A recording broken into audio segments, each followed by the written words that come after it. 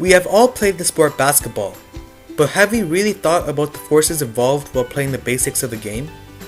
Basketball has many forces involved in it.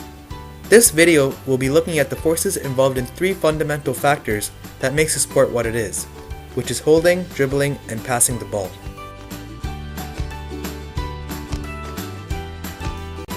Holding and defending the ball.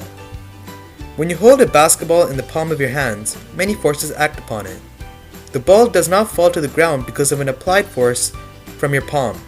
This is a contact force from your hand which balances with the non-contact gravitational force from the earth. This is why the ball continues to stay at rest in your hand rather than falling down.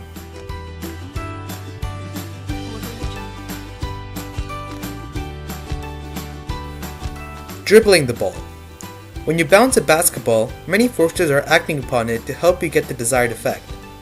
When you push the basketball down with your palm, you are actually sending an applied force onto the ball in a vertical direction.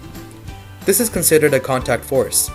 When the ball leaves your hand and goes into free fall, the force of gravity, a non-contact force, makes the ball move down quicker.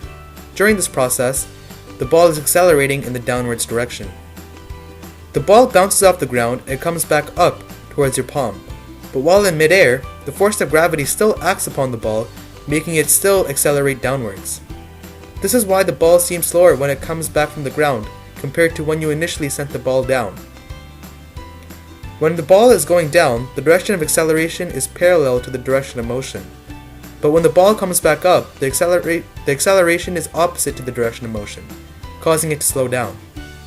When the ball reaches your palm once again, you send an applied force to push the ball down. When you bounce a ball, you repeat the cycle constantly in order to get the dribbling effect.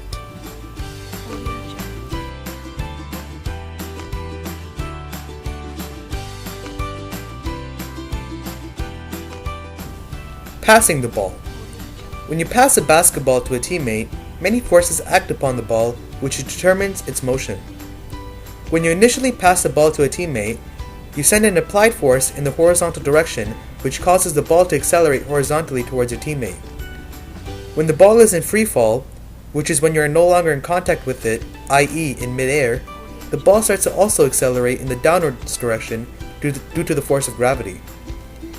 This explains why the ball moves in a parabolic motion when being passed from one person to another. The force you applied initially allows it to move horizontally, and in midair, the gravitational force pulls the ball downwards. Using this information, when a player passes a ball from one person to another, they apply the force in a horizontal and upwards direction because they are aware that if they pass the ball slightly upwards as well, the gravitational force will pull it down, allowing the ball to successfully reach their teammate's player's hands. If the player were to pass the ball only horizontally without slightly passing it upwards as well, the player receiving the ball will realize the ball reaches only their knees or feet instead of their hands, due to the gravitational force pulling the ball down beyond catching height.